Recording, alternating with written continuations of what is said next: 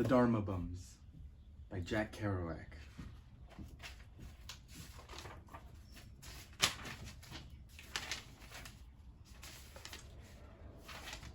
Dedicated to Han Shan.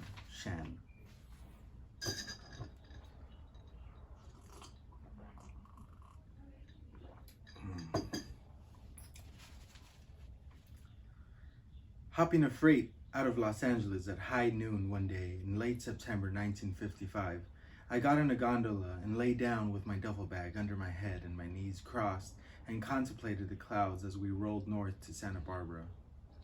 It was a local, and I intended to sleep on the beach at Santa Barbara that night and catch either another local to San Luis Obispo the next morning or the first-class freight all the way to San Francisco at 7 p.m.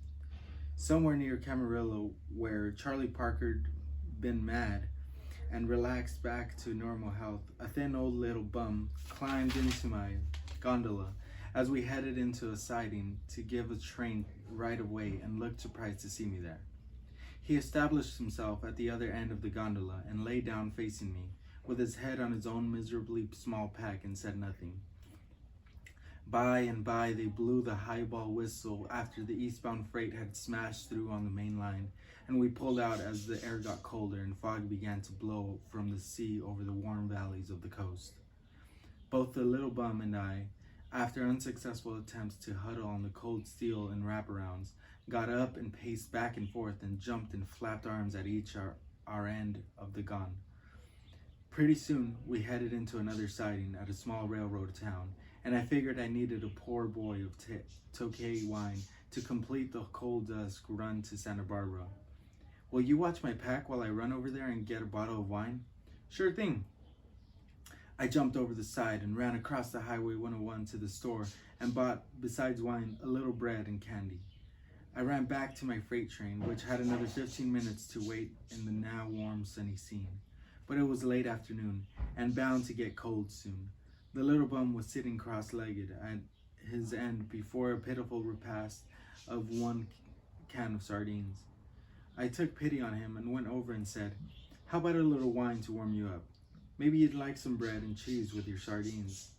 "Sure thing." He spoke from far away inside a little meek voice box, afraid of or unwilling to assert himself. I had bought the cheese 3 days ago in Mexico City before the long, cheap bus trip across Zacatecas and Durango and Chihuahua, 2,000 long miles to the border at El Paso. He ate the cheese and bread and drank the wine with gusto and gratitude. I was pleased. I reminded myself of the line in the Diamond Sutra that says, "Practice charity without holding in mind any conceptions about charity, for charity, after all, is just a word." I was very devout in those days and was practicing my religious devotions almost to perfection. Since then, I've become a little hypocritical about my lip service and a little tired and cynical, because now I'm grown so old and neutral. But then I really believed in the reality of charity and kindness and humility, and zeal and neutral tranquility and wisdom and ecstasy, and I believed that I was an old-time bhikkhu in modern clothes wandering the world, usually the immense triangular arc of New York to Mexico City to San Francisco. In order to turn the wheel of the true meaning, or Dharma, and gain merit for myself as a true Buddha, awakener, and as a future hero in paradise, I had not met J.F. Ryder yet. I was about to the next week, or heard anything about Dharma Bums, although at this time I was a perfect Dharma Bum myself and considered myself a religious wanderer. The little bum in the gondola solidified all my beliefs by warming up to the wine and and finally whipping out a tiny slip of paper which contained a prayer by Saint Teresa, announcing that after her death she will return to the earth by showering it with roses from heaven, forever, for all living creatures. "Where did you get this?" I asked. "Oh, I cut it out of a reading room magazine in Los Angeles a couple of years ago. I always carry it with me." "And you squat in boxcars and read it?" "Most every day." He talked not much more than this, didn't amplify on the subject of Saint Teresa, and was very modest about his religion and told me little about his personal life. He is the kind of thin, quiet little bum nobody pays much attention to, even in Skid Row, let alone Main Street. If a cop hustled him off, he hustled and disappeared. And if yard dicks were around in big city yards when a freight was pulling out, chances are they never got a sight of the little man hiding in the weeds and hopping on in the shadows. When I told him I was planning to hop the Zipper first class freight train the next night, he said, "Ah, you mean the Midnight Ghost. Is that what you call the Zipper? You must have been a railroad man on that railroad." I was a brakeman on the SP. Well, we bums call it the Midnight Ghost, 'cause you get on it at LA, and nobody sees you till you get to San Francisco in the morning. The thing flies so fast. 80 miles an hour on the straightaways, pap. That's right, but it gets mighty cold at night when you're flying up that coast north of Gaviotti and up around the surf.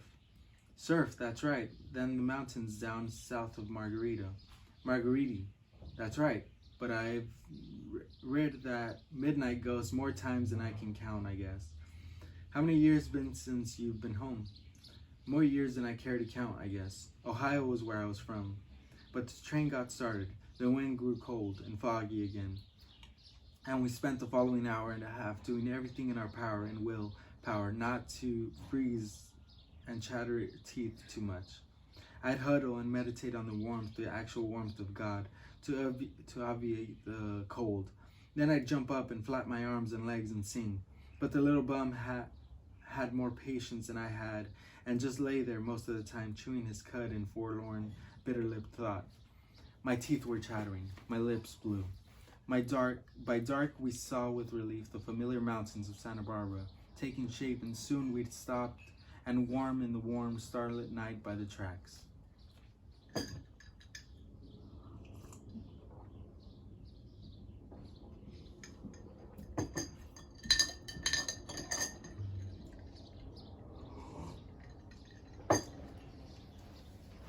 I bade farewell to the little bum of St. Teresa at the crossing, where we jumped off, and we went to sleep the night in the sand in my blankets, far down the beach at the foot of a cliff where cops wouldn't see me and drive me away. I cooked hot dogs on freshly cut and sharpened sticks over the coals of big wood fire, and heated a can of beans and a can of cheese macaroni in the red-hot hollows, and drank my newly bought wine, and exulted in one of the most pleasant nights of my life. I waded in the water and dunked a little and stood looking up at the splendorous night sky. Avalokitesvera's 10-wondered universe of darkened diamonds. Well, Ray, says I, glad. Only a few miles to go. You've done it again. Happy, just in my swim shorts, barefooted, wild-haired, in the red fire dark, singing, swigging wine, spitting, jumping, running. That's the way to live. All alone and free in the soft sands of the beach, by the sigh of the sea out there, with the mawink fallopian virgin warm stars reflecting on the outer channel, fluid belly waters. And if your cans are red hot and you can't hold them in your hands, just use good old railroad gloves, that's all. I let the food cool a little to enjoy more wine and my thoughts. I sat cross-legged in the sand and contemplated my life. Well, there, and what a difference did it make? What's going to happen to me up ahead? Then the wine got to work on my taste buds, and before long I had to pitch into those hot dogs, biting them right off the end of the stick spit, and chomp, chomp, and dig down into the 2 tasty cans with the old pack spoon, spooning up rich bites of hot beans and pork, or of macaroni with sizzling hot sauce, and maybe a little sand thrown in. And how many grains of sand are there on the beach, I think? Why, as many grains of sand as there are stars in that sky. Chomp, chomp. And if so, how many human beings have been there? In fact, how many living creatures have there been since before the less part of the beginning of this time? Why, oi, I reckon you would have to calculate the number of grains of sand on the beach and every star in the sky and every one of the 10,000 great chilocosms, which would be a number of sand grains uncomputable by IBM and Burroughs too. Why, boy, I don't rightly know. Swig of wine. I don't rightly know, but it must be a couple umpteen trillion sextillion infideled and busted up innumerable number of roses that sweet Saint Teresa and that fine little old man are now in this minute showering on your head with lilies. Then, meal done, wiping my lips with my red bandana, I washed up the dishes in the salt sea, kicked a few clods of sand, wandered around, wiped them, put them away, stuck the old spoon back into the salty pack, and lay down curled in my blanket for a night's good and just rest. Waking up in the middle of the night, what? Where am I? What is this basketball-y game of eternity the girls are playing here by me in the old house of my life? The house isn't on fire, is it? But it's the only banding rush of waves piling up higher, closer, high tide to my blanket.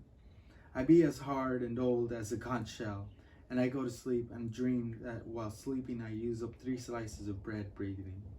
Ah, poor mind of man, and lonely man alone on the beach, and God watching with intent smile, I'd say, and I dreamed of home long ago in New England.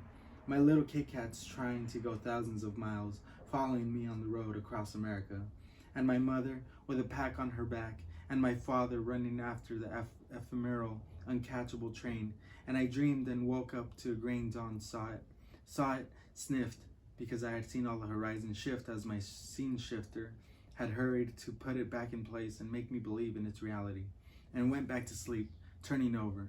It's all the same thing. I heard my voice say in the void, that's highly embraceable during sleep.